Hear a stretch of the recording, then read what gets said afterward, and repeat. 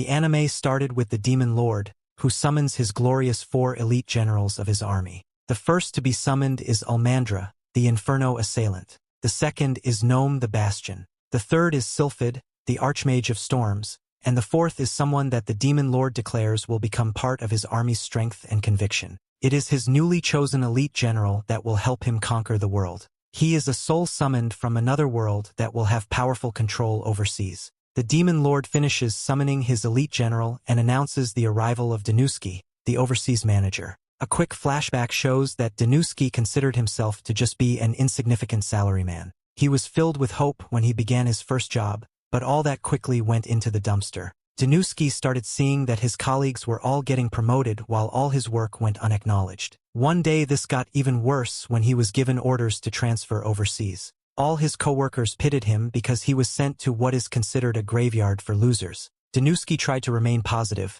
but he quickly found that the power plant he was sent to was a mess, and the higher-ups didn't care. There was a shortage of equipment and manpower, but his boss told him that they couldn't waste more money. Danuski lost several of his workers, but he always believed that he could make things work, so he continued to work hard. The challenges were chipping away at his life, but eventually things improved and the workers came back. All his hard work was finally paying off, as the power plant's success was beginning to skyrocket, but Danuski was horrified to hear that he was being transferred to another country again. He questioned what he was doing all this for, but this was when his life was ended by Scooter-kun. Back to the present, Danuski freaks out after realizing that he's now in another world. He's shocked to learn that someone knows his name, and the Demon Lord reveals that Danuski is one of the elite generals of his army now, and he is the great overseas manager. The Demon Lord has Danuski's entire work history, and he was very impressed by it. He saw how Danuski managed to rebuild the failing power plant, and decided that he would be worthy of the Demon Lord's army.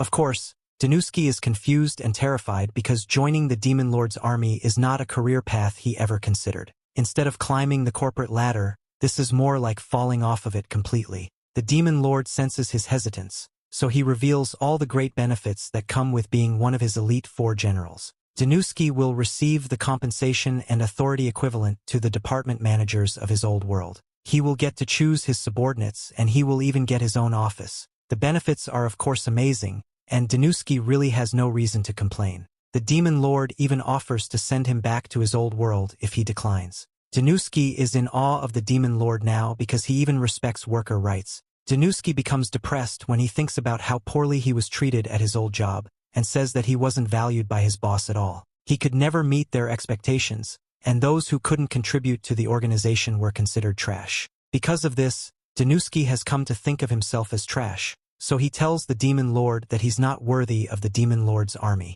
Danuski continues to put himself down, but the Demon Lord won't have any of it. He calls Danuski's old bosses fools, and says that fools only value what they see. They pay no attention to the work done behind the scenes. The Demon Lord, on the other hand, has seen Danuski's work, and he thinks that he can bring out the Salaryman's full potential. He says it's not up to Danuski to determine whether or not he is worthless, nor is it up to his old bosses. The Demon Lord says that it is he who will make that decision because he's the one that needs Danuski. He then explains that the Salaryman has 2 options: have his life ruined by working for fools, or serve the Demon Lord and aim for sky. Danuski isn't sure about what to say, but he's interrupted by Almandra. She has an objection as she can't see how a weak human will be able to serve as one of the 4 elite generals. The others object as well, and Danuski agrees with them. The Demon Lord shows his great leadership as he takes their options into consideration, and Danuski is shocked when the Demon Lord decides to test him. Danuski desperately tries to explain that he has no powers,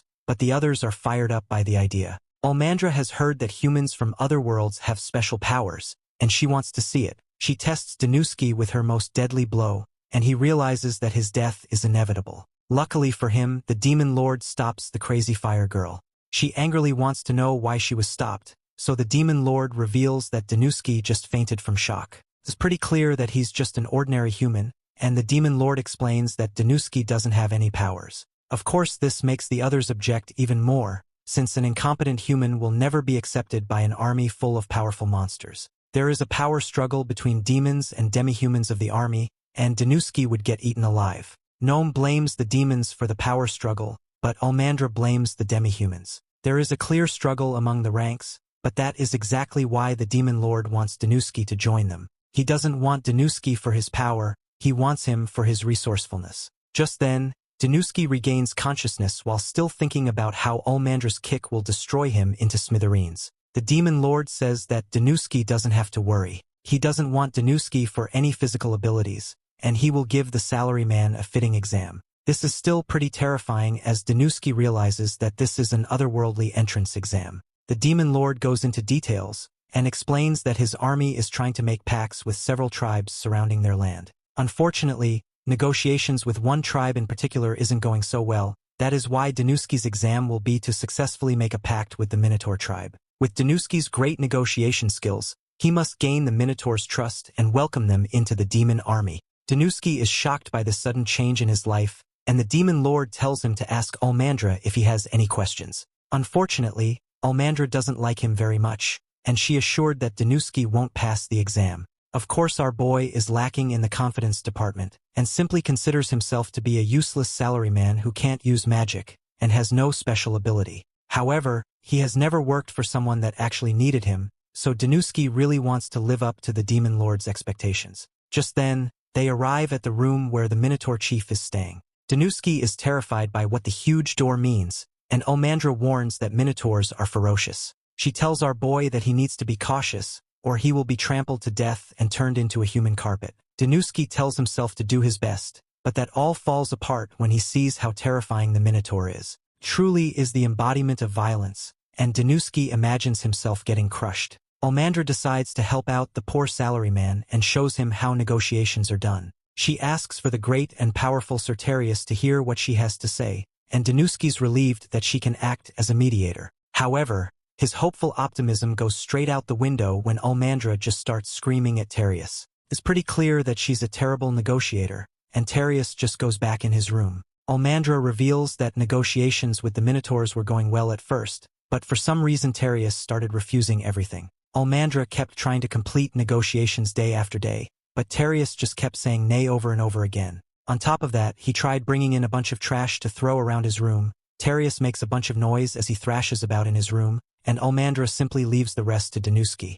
Our boy is terrified as the giant beast continues to thrash about, and he decides to go for a walk. He seriously doubts that he will even be able to talk to Terius, and he can even hear Almandra putting him down after failing. Just then, Danuski strangely finds himself in a bar. He asks for the usual and thinks about how it's impossible to negotiate with someone who doesn't want to. At that moment, Danuski realizes that he encountered a similar situation before. A client kept telling him no, and Danuski was ready to give up on the negotiation. However, once they looked eye to eye, they finally understood each other. Danuski now has a newfound confidence and assures that he can settle things. We then see that Almandra is reporting back to the Demon Lord. She doubts that an Otherworlder will be able to complete negotiations, but the Demon Lord gives Danuski some more time. Almandra goes to check on him, but she is shocked to find Danuski digging through the trash. Danuski explains that he wants to have a proper conversation with the Minotaur, but Almandra thinks it's impossible. The beast has a major attitude and he has no interest in making a deal.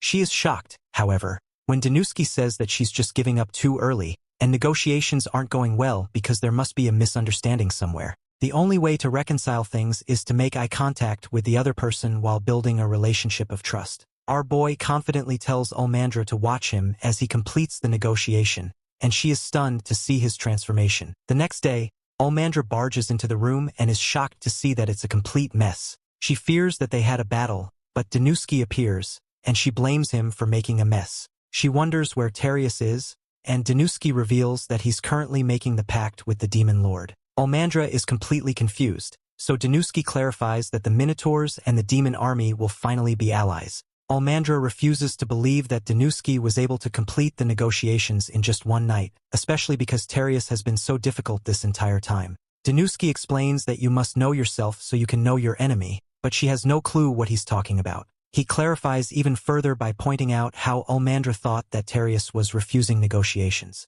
She thought he was because he just kept saying nay to everything. Danuski explains that the Minotaur actually thought the talks were going well. What helped Danuski figure out the problem was his experience from someone telling him no over and over again. No matter what Danuski tried, he couldn't convince this corporate boss to agree to the negotiations. The more he discussed details, the more emotional the guy became. It wasn't until Danuski was ready to give up, but the guy decided to shake his hand. Turns out that the guy just liked to have lively conversations and wanted to hear as much detail as he could. In some countries and cultures, being emotional and passionate is good. That is where the misunderstanding came from. When Danuski looked Terius in the eyes and really talked it out, he found out everything.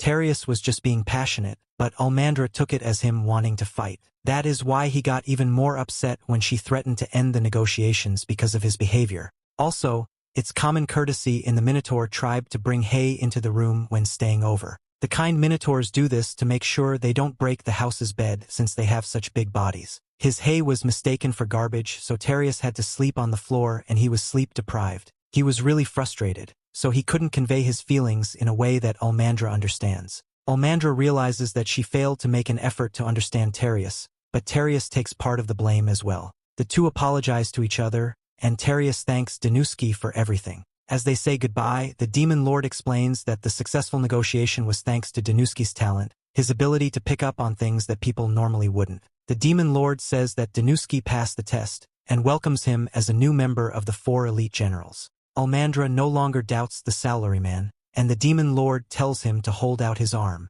The Demon Lord gives him a bracelet and says that it will serve as proof that he is one of the great generals. The Demon Lord has full trust in him, and tells Danuski to do what he thinks is best, and to do what he believes is right. After Danuski thanks the Demon Lord, Almandra raises her arm to him. She's furious when he doesn't know what she's doing, so she tells him to raise his arm back.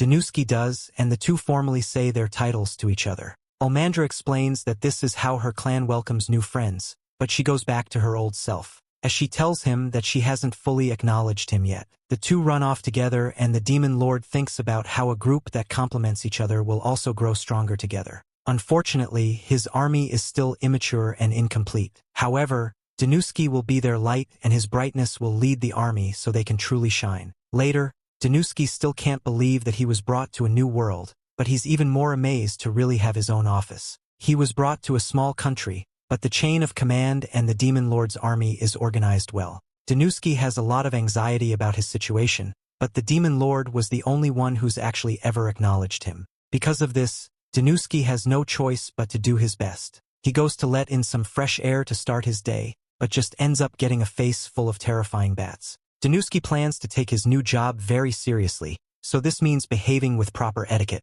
To accomplish this, he will have to formally introduce himself to the other generals. Sylphid is first on the list, but Danuski is told that Sylphid has been absent for quite some time now. Her assistant Belinda says she will pass the message along and shuts the door on our boy. Danuski refuses to be discouraged, so he moves on to the next general, but Almandra interrupts him. The Demon Lord has summoned him because there's a new work order. This time it's a merger negotiation with the Ogre tribe. The Demon Lord's army is an emerging force, so in order for them to stand equal to the greater powers, they need to cooperate with the demi-humans. Amongst the demi-humans in the area, the Ogre tribe is especially influential. They have a military force that is just as powerful as the Demon Lords, and it acts as a leader to the surrounding races. However, because of this, they are weary of the Demon Lord's army. An alliance would be very beneficial for the Demon Lord, but the ogres could become troublesome enemies as well. The Demon Lord wants Danuski to really understand, so he compares it to a merger negotiation with the competing business. Before Danuski's arrival,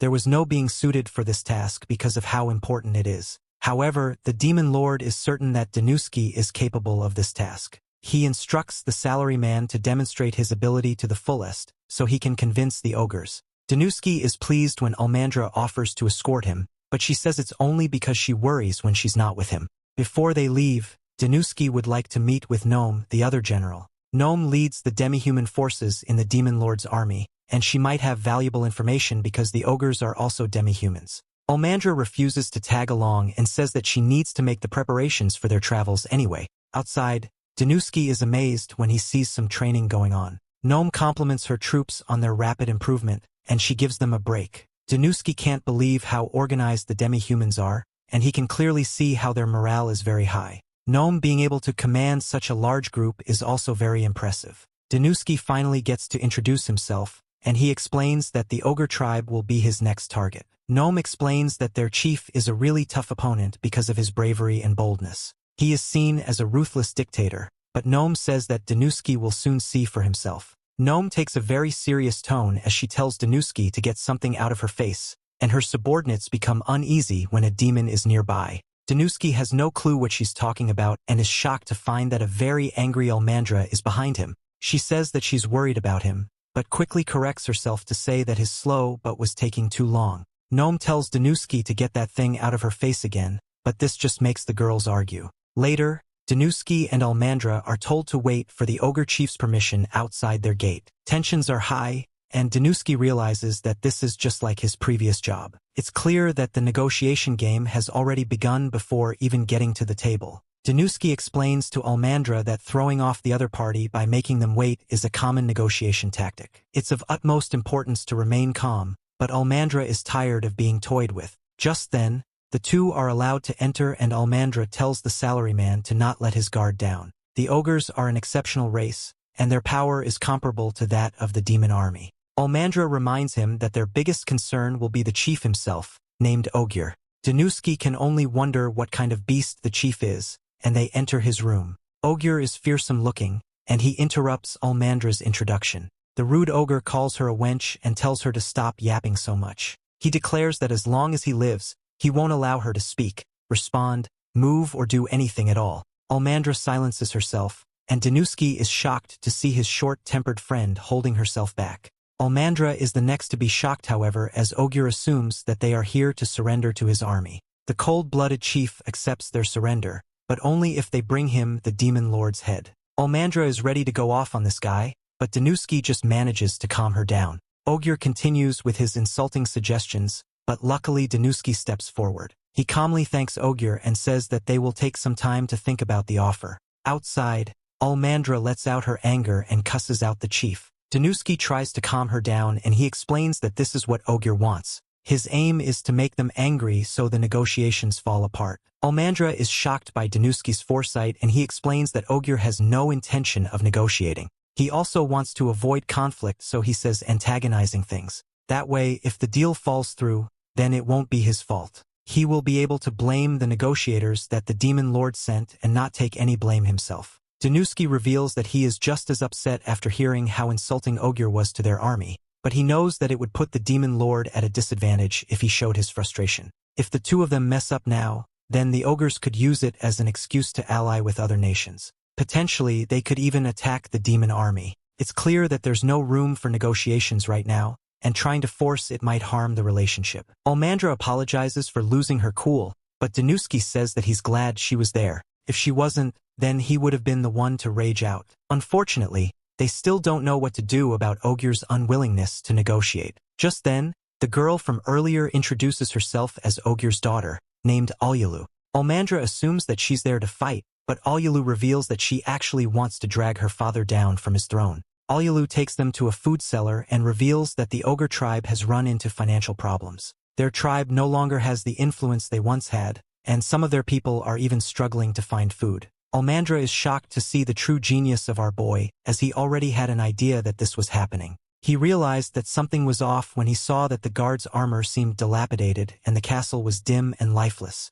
This is something he saw in his old world when large companies were on the decline. The top-down management starts done by one person works well because the chain of command is simple. However, once it breaks down, it's hard to fix. Alyalu acknowledges that is exactly what's happening. The only way to rebuild the failing tribe is to rely on the demon army, but Ogier refuses to listen. To make things even worse, the chief is very ill. He tries to put on a strong front, but he is no longer in his prime. Alyalu knows that things would get much worse if her father passes, so she desperately wants something to be done. Danuski, seemingly a different man now, explains that while Alyalu has good intentions, her actions are flawed. He says that a member of an organization should not easily talk about internal affairs. Danuski warns her to be more careful, and Alyalu thanks him for worrying about her. Of course, Almandra doesn't like this little conversation, and Alyalu says that she only told Danuski because she could tell he is trustworthy. Alyalu decides to just go for it, so she asks Danuski to marry her and become the new chief of the ogre tribe.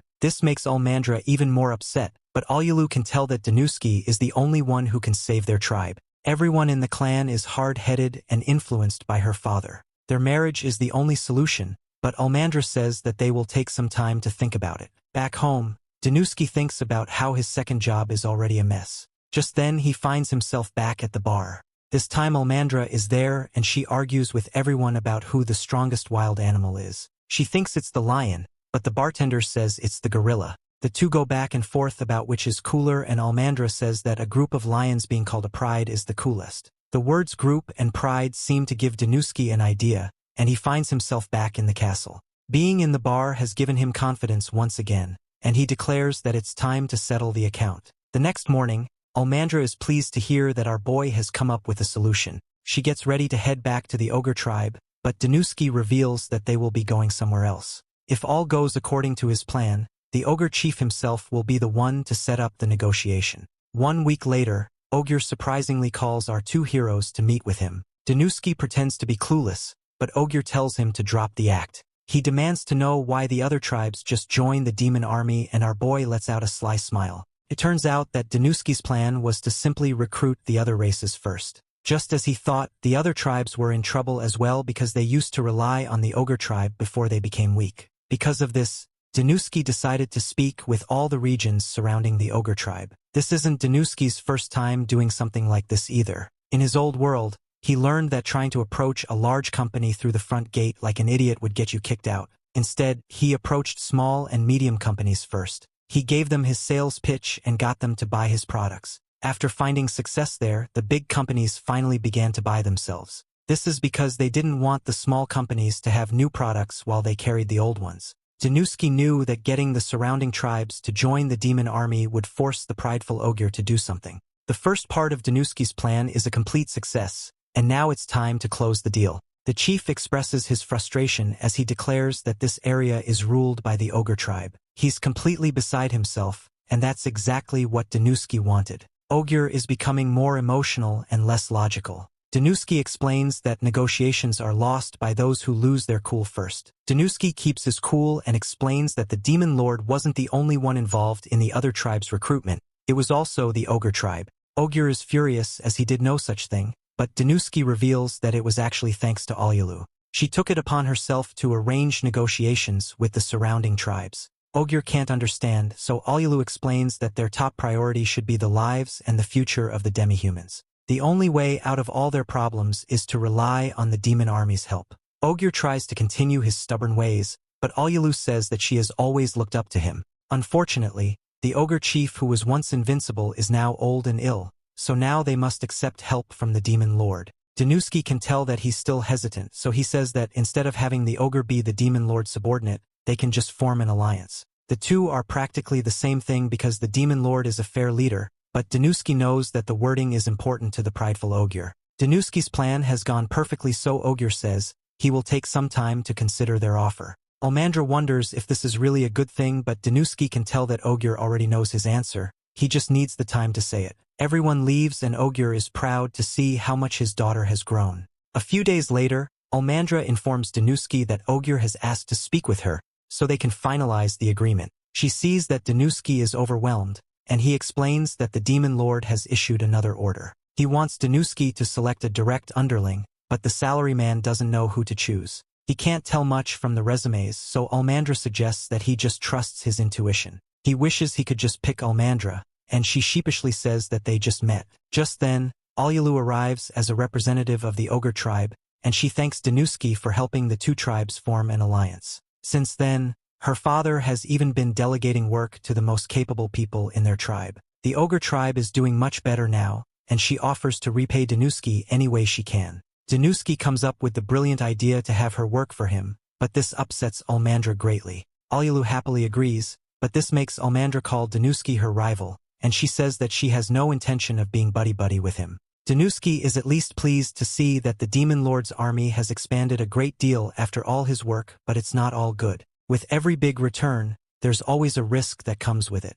A couple of days pass and Danuski is working in his office as usual, when Alyalu comes in and tells him she has reached an agreement with the bear tribe like he asked her to. So, as long as he meets their conditions, they will support the demon army. Danuski is glad to hear that things went well with the bear tribe, but there's something else Alyalu wants to tell him. She heard that Danuski is going to be rewarded for all the hard work he has been putting in, and the award ceremony is going to be held soon, so she'll tell him about it after his lunch break is over. Danuski has no idea what he's going to be awarded, but with how the demon lord treats him, he can be sure that it will be better than a pizza party. Just then, Almandra comes into Danuski's office with some lunch for them to share as they always do, but while Danuski loves eating with Almandra, he hates the fact that the only food available in the demon army is bland porridge. He understands that there are limitations to the logistics of feeding an entire army, but he still wishes he could at least have some meat to go with the porridge. Almandra hears Danuski complaining and she has the perfect solution, so if Danuski wants meat, then they are going to go get it from the source. Danuski really doesn't like the idea of going hunting just so he can eat some meat, but that's not the only reason Almandra brought him out here. She actually received a request from the demi-human tribes living nearby, asking her to exterminate a magical beast that has been attacking them in this forest. So far, 5 orcs have been killed by this thing, and Danuski thinks that's terrible, but Almandra sees it differently. It's perfectly natural for the weak to be eaten by the strong, and normally it would be the orc tribe's job to defend themselves from any threats like this. But the beast in question is far too strong for them to defeat, and Almandra can't let the orc tribe be slaughtered, so she agreed to handle it for them. Speaking of which, Almandra notices some mushrooms grown under a tree, and from what she was told, all the orcs who got eaten were attacked while picking these mushrooms, since they are a valuable ingredient. Therefore, the magical beast must be camping somewhere around here. If they wait long enough, then it's sure to attack. Evidently, they didn't have to wait long since the boar shows up behind them almost immediately, so Almandra tells Danuski to run for cover while she handles this.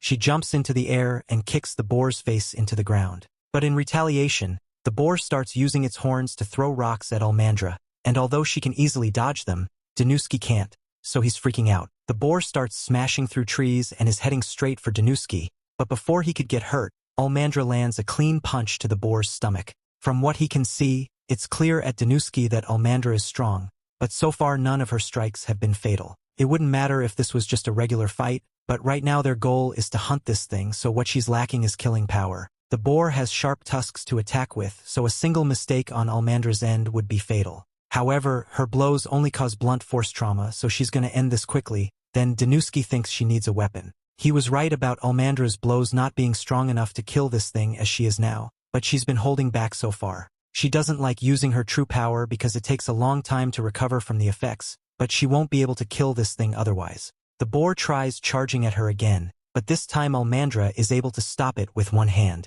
She could easily kill it with a single punch right now, but that might ruin its meat, so instead she picks it up and snaps its neck. Now that the boar is dead, Almandra tells Danuski they can eat meat now, but honestly, Danuski has lost his appetite. They drag the boar's body to the orc village so they can show the villagers that the boar has been dealt with, and all the villagers are really grateful for what Almandra did, as well as impressed that she was able to take it down on her own. Almandra is really enjoying all this praise, but that aside, it's rare to get so much meat, so Almandra invites the entire village to share the boar with her. The villagers are all excited, but Danuski can't believe they are actually okay with eating boar meat when that thing was one evolution cycle away from being their next-door neighbor. However, he's even more surprised when he hears Almandra say she's going to cook the meat. He asks her if she's really serious about cooking, so Almandra offers to give him a taste of her homemade delicacy. Danuski is actually getting excited since Almandra is making it sound so good, but when he asks her how she plans to cook, she just chucks a fireball at it. The result is this lump of charred flesh, and you can tell by the look on Danuski's face that this shit is straight trash. Almandra tells him to just give it a try because it's better than it looks, but Danuski takes a bite and it tastes just as bad as it looks. This shit tastes like someone poured hot tar in his mouth, and he'd honestly rather starve than have to suffer through another bite of this. Almandra tells him it's rude to insult someone's cooking like that, but Danuski tells her it's rude to call what she just did cooking. He has been enduring the culture shock of living in a new world so far, but this is too much for him to handle, so he asks if everyone can let him handle the cooking from now on. Once Danuski is done cooking the meat, Almandra takes one bite and realizes this actually tastes amazing, so she asks Danuski what he did. He explains that first he soaked the pork in water to get all the blood out, and then he slow roasted it over a fire to remove all the excess fat in there. And finally, adding it to a soup helps get rid of any bad smells. He offers to teach the villagers if they want to learn, and the villagers are glad that one of the demon generals is being so thoughtful, but Almandra doesn't think it's necessary for someone as high-ranking as Danuski to spend time teaching villagers how to cook. Danuski tells her she's wrong because his job is to improve the demon army, and a big step in the development of any civilization is their culinary advancement. It's natural for people who eat meat often to figure out different ways to improve the taste, but because meat is so rare here, no one can afford to experiment with it. In other words, this country is poor and lacking in knowledge. It sounds harsh when he puts it that way, but Almandra can't argue since he's correct. This country is mostly barren, and compared to the surrounding nations, it is pretty weak. But that's exactly why they have to work hard to make a change as part of the Big Four. Since they are done here, Almandra suggests that they should return to the castle, but Danuski doesn't think that's a good idea since it's already dark out. However, Almandra tells him it won't be a problem since she can illuminate their path with this fireball. She is really proud of her magic prowess since it's an ability unique to demons, and Danuski is quite impressed. It also makes sense why demi-humans who can't use magic train day in and out to become effective fighters, while demons like Almandra can rely solely on their magic, but he thinks Almandra could stand to improve her combat techniques a little. For instance, even though her attack power rises dramatically when she uses her true power to transform her body, it takes a while for her body to recover afterwards. So he suggests that she should bring a weapon with her to help with combat next time. He also suggests that she should wear armor that covers more of her body. But after he says this, Almandra stops dead in her tracks and puts out her light. She understands that Danuski may be right, but his focus on efficiency is insulting to her, so she's way too mad to be around him right now. She ditches Danuski in the forest, and Danuski is left wondering why she got so mad. But before that, he's almost guaranteed to get eaten if he stays out in this forest, so he runs back to the orc village for safety. The next morning, Danuski meets with the Demon Lord to give a report on the mission, and the Demon Lord congratulates him on his success. But he heard that Almandra returned last night, while Danuski only arrived this morning while being escorted by the orcs, so he wants to know if something bad happened between him and Almandra. Danuski breaks down and says he's not worthy of being one of the demon army's generals. The Demon Lord tells him to calm down and explain what happened, so Danuski tells him everything. The Demon Lord can tell that Danuski inadvertently offended Almandra, but what's important now is that they make amends for the sake of the demon army, so he officially orders Danuski to find a way to make up with Almandra. But that's easier said than done. He recalls how proud Almandra was when she said that demons are the only ones who can use magic, but there has to be more to it than that, so he starts reading a demon history book to see if he can figure something out. He soon finds a chapter talking about how a toned physique is essential for a demon's magic power, which is why demons take great pride in their bodies and often wear extremely revealing clothes. Danuski now understands why Almandra got so upset, because when he told her that it would be more efficient to wear armor that covers her body more, he was basically rejecting her pride as a demon. But even if he knows the reason she got mad, he has no idea how he's going to repair their relationship. Meanwhile, over in the castle, Alyalu has just finished chopping up the firewood for the day, and she's about to go handle her next task, but she is shocked to see a menacing wall of death in front of her. Almandra is really upset about what happened with Danuski, so when she sees Alyalu, she runs to her, crying that Danuski hates her and refuses to praise her body. Alyalu has no idea what's going on at first, but after Almandra explains what happened, she realizes where the misunderstanding might have come from. She tells Almandra that as a human, Danuski's values are a lot different from theirs. In particular, Alyalu knows that Danuski doesn't think exposing your body is a good thing, but Almandra can't believe it since she's been exposing her body to him for weeks, and he never complained about it. Alyalu explains that Danuski probably just thought Almandra was some kind of exhibitionist, so he never questioned it. Upon hearing this, Almandra suddenly realizes that if Danuski was uncomfortable with her exposed body, then all those gestures of bodily affection she had shown him probably did come off as some sort of deviant behavior. She's so embarrassed and angry at herself for ditching Danuski in the forest that she starts smashing her face into the floor, but Alyalu begs her to stop because the floor can't take much more of this. Almandra asks Alyalu for advice on what she should do now since she got mad at Danuski for no reason. So Alyalu tells her about a discussion she had with him when she first became his assistant. He told Alyalu that he wanted her to stay true to her desires no matter what, because he wanted her to feel free to talk about any troubles she had so they could come to a solution together. Regardless of any misunderstandings, Alyalu is sure Almandra can make up with Danuski as long as they talk it out. Danuski and Almandra eventually find each other in the castle stairwell, and they've both got something really important to say, so Almandra tells Danuski that she's not a hoe, she just wanted him to compliment her body. While at the same time, Danuski tells her that he thinks her body is hot. They both take a moment to process what the other said, and since it seems like they are both on the same page, Danuski apologizes to Almandra. He didn't know much about demons and hadn't realized that what he said would be insulting to her. Almandra accepts his apology and also apologizes to Danuski, because it wasn't his fault that he didn't know about demon culture, and even if she was mad, she shouldn't have left him in the middle of the forest alone. Danuski didn't nearly die because of that, so Almandra is really guilty, but since he ended up being okay, Danuski says he forgives her. He's glad they were able to make up, and now that they've gotten the chance to learn a little about one another, Danuski thinks they can become great partners, although he still doesn't realize that Almandra interprets the word partner as a marriage proposal.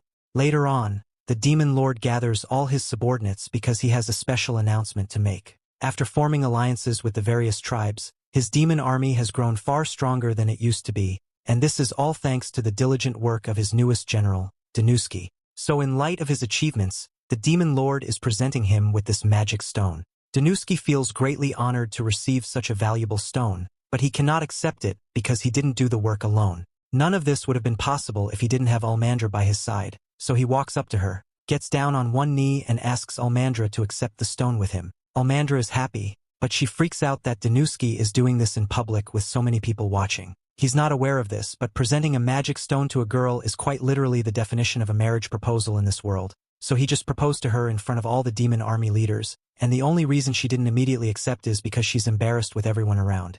Later, Danuski is called upon by the Demon Lord. It's a very serious atmosphere, so Danuski wonders if he did something wrong. Before the Demon Lord can even say anything, Danuski apologizes. He is sure that he is unfit to be a demon general, but he begs to be given another chance. The Demon Lord calms him down and explains that Danuski's low self-esteem is a flaw. The demon is actually very pleased with his performance, and Danuski thinks about how much he appreciates his new boss. The demon has called him today because he wants to know Danuski's opinion about the relationship between demons and demihumans. Danuski has learned that there's a large disparity between them. Demons have a huge advantage because only they can use magic, and it seems to make the demihumans feel inferior. The Demon Lord says that he is correct. The underlying problem is that only a few species can use magic. For this reason, Danuski's newest and seemingly impossible task is to come up with a way for anyone to use magic. This would fix the demihumans feeling inferior, but Danuski points out that he can't even use magic himself. The solution to this are the magic stones, like the one Danuski received as a reward. The Demon Lord gives him another one, but this one is blank, and he allows Danuski to decide how to use it. Also reveals that he will assign a magic researcher to him, and it will be Sylphid, the Archmage of Storms. The Demon Lord has already arranged it, but he warns Danuski not to take the formidable mage lightly. Nearby we see that Almandra is watching him. She looks at what Danuski gave her, and she assumes that he must want to settle down with her. Danuski stares at the magic stone, and thinks about how they are a compressed and crystallized magical power shaped by demons. The incredible magic power inside of them can be utilized as an external resource. Alyalu points out that he's been working tons of overtime recently, so she recommends that he leave early today. He asks her if the magic stones could allow demihumans to use magic power just like the demons do, and Alyalu thinks it might be able to. However, she says that using magic actually takes skill, and simply having power isn't useful on its own. This makes Danuski realize that he will have to do some serious magical research. To do this, he will have to overcome his fear and visit Sylphid. When he arrives at her room, Belinda is there again, but she has no clue who he is. Danuski reminds her that he's one of the Big Four, and explains that he is here on the Demon Lord's orders. Belinda apologizes because Sylphid isn't there, but Danuski says that the Demon Lord scheduled this meeting for them. Belinda refuses to repeat herself and simply asks Danuski to leave. Danuski can't really do anything about it, so she says goodbye, but he stops her from closing the door. He is unable to speak with Sylphid, so he asks to speak with Belinda instead. Nearby, Almandra continues to stalk him, and she's horrified to see him going into a room with another woman alone. Belinda is busy, so she asks Danuski to make it quick. Danuski politely says that he just wants to confirm something, and he shocks Belinda when he has concluded that she is actually Sylphid. Belinda denies it, of course, but our boy breaks down why he believes this. The first thing that tipped him off are her glasses. Demons regard the physical body above all else, so it doesn't make sense for one to rely on something like glasses. That means her glasses must be fake, and are simply part of her disguise. Secondly, the name Belinda is not on the Demon Army's organization chart. His final reason is that the Demon Lord told him that Sylphid likes to wear disguises in order to avoid work. All this evidence gives her no choice but to admit that she is Sylphid. This chick is seriously lazy as she wears disguises, so tons of work doesn't get dumped on her. Unfortunately, Danuski's visit has to do with work, but she of course doesn't want to do it. The Overlord already told her that she would be helping Danuski make magic tools, but she doesn't want to make something that already exists. Danuski is shocked and she offers to show him something special, foreseeing through her disguise. Sylphid shows him a special item that is made using or easily penetrated by magic power and embedded with magic stones. Magic is woven into it, and it grants the use of numerous spells. It allows the magic list to use magic, and she created it after years of research. This solves everything, so Danuski says that they should start mass-producing it right away. This is where the problem arises, as Sylphid reveals that it costs 10 million gold just to make a single one. Danuski tries to do the calculations, but it's no hope. Magic stones are rare enough already, but this magic device uses copious amounts of only the highest grade stones. Sylphid mocks him as she encourages him to mass-produce it, because she knows that he will never have the budget for it. This makes Danuski realize that the Demon Lord knew all along, and Danuski's real job is to figure out a way to mass-produce the device. Sylphid says that she won't help him with money even if he stands on his head. Standing on his head makes Danuski think about being upside down,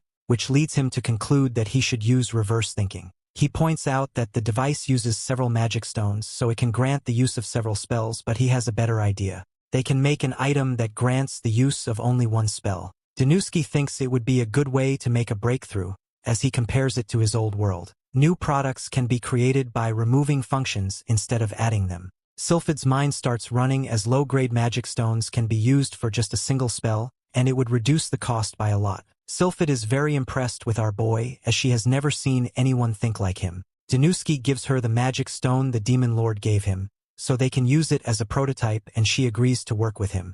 Sylphid then reveals a hidden door, and she declares that she will stay up all night, making a new magic device. She says that Danuski will be joining her, and she drags him into her secret lair. Outside her room, Almandra can't believe that Danuski is taking so long. She fears what a man and woman would be doing locked alone in a room together, and she demands to be let in. The next morning, we see that Danuski is in really bad shape. He didn't actually believe that Sylphid would make him stay up the whole night helping her. The good news, however, is that they were successful. Sylphid amazed herself, as it only took her one night and she was able to make her idea a reality. She wonders if she's a genius, and she calls the device Rosmarin. By limiting the number of usable spells to one, they drastically reduce the cost. They will be able to mass-produce these easily, but first it must be tested. She declares that Danuski will be the test subject, but he desperately needs a break. Sylphid gives him 1 hour, so he plans to eat and take a nap. Unfortunately, the second he opens the door,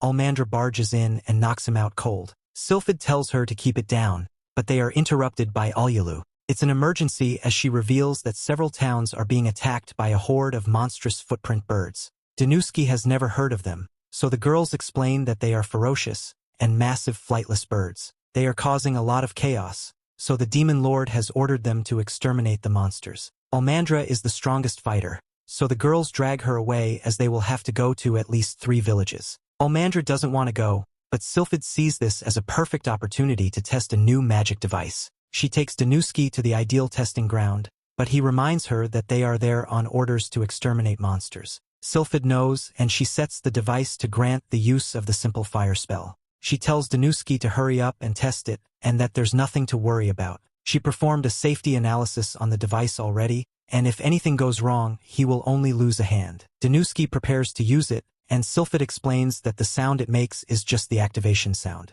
Sylphid instructs him to imagine that the stone is part of his body, and to gather the flowing power into his right hand. He simply needs to embrace that it's natural, just like holding his breath. Danuski manages to cast a fireball, and he's shocked that even he can use magic. This is only the first part of the test, however, as Sylphid now wants him to enter combat with the footprint birds. Of course, Danuski is horrified, as he has never been in battle before, but Sylphid tells him to hurry up and fire the spell before he gets trampled. Danuski amazes himself when he lands an attack, but the battle isn't over. He unleashes a barrage of fireballs and is ecstatic to see that with this magic device, even someone as powerless as him can be useful in battle. Just then, the device shuts off and Danuski is about to be deleted. Sylphid protects him at the last moment, so he prepares to go back on the offensive. Unfortunately, he can't activate the device for some reason, and Sylphid must protect him again. It turns out that the device overloaded and is completely burned out. It seems that a low-grade stone won't work after all.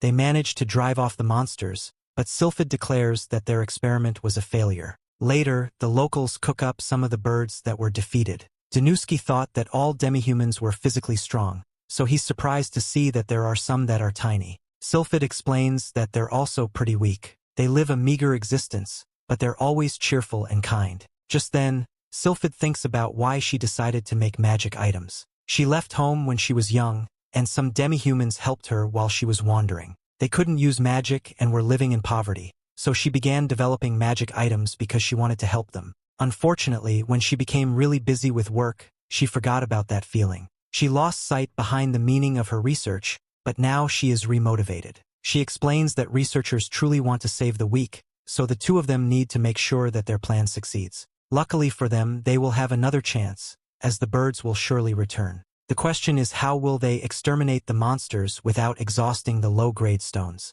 Just then, Danuski finds himself in the bar again. Almandra just there getting hammered, but Danuski wishes she would savor her drink more. Danuski feasts on some delicious organ meat, but he thinks about how they used to throw it away when its flavor wasn't well known. This serves as a reminder because depending on how you use them, even things that seem useless at first can be valuable. This gives him an idea, so when he returns he asks Sylphid if she can make 10 more rosmarin tonight. She can make them, but says that she doesn't have the equipment required to improve them. Surprisingly, Danuski says that they don't need any improving as they are just fine the way they are. Danuski then says his trademark phrase as he declares that it's time to settle the account. The next day, Danuski stands waiting for the army of birds and tells Sylphid to witness his breakthrough. With a snap of his fingers, Danuski activates the 10 rosmarin that are scattered around the battlefield, and the birds stop for some reason. The rosmarin make a noise when it activates, and Danuski noticed that the birds didn't like it during their experiment. Thanks to this noise, they are able to send the birds running. The best part is that producing this sound consumes practically none of the magic stone's energy. Harmful beasts can be driven off without even using magic, and the magic stones can be used for long periods of time without being consumed. It's a magic item that fulfills both the cost and efficiency requirements. It's so effective that it can even drive off hellhogs and wolves. Distributing the device to other villages will surely reduce beast-related damage and lead to an increase in harvested crops. Danuski finishes up his presentation to the Demon Lord and he is very impressed. The monster problem was solved, and it was thanks to their great teamwork, Sylphid's researching abilities and Danuski's creativity. The Demon Lord is so pleased that he orders for the rosmarin to be mass-produced and distributed to the villages immediately. Later, Danuski thanks Sylphid for her help, but she says it's not needed. Danuski helped her advance her research, but more importantly, he reminded her of her work's true purpose. Sylphid thanks him and she promises to help him in return, but only if she has the time. Before she leaves, Sylphid gives Danuski a magic device. It's made for combat and it will allow him to use fire magic. She improved this model so that it could fire 30 shots instead of just 10. Danuski is stunned that she had the time to make it, but she reminds him that she's a genius. Danuski then heads back to do some more overtime, but Almandra once again knocks him out. She is furious at him for letting her get the wrong idea about him and Sylphid, but she forgives him after remembering what he gave her. Almandra sees that he's unconscious for some reason, and she vows to take revenge on Sylphid for doing this to him. Thanks for watching. Don't forget to like and subscribe for more episode.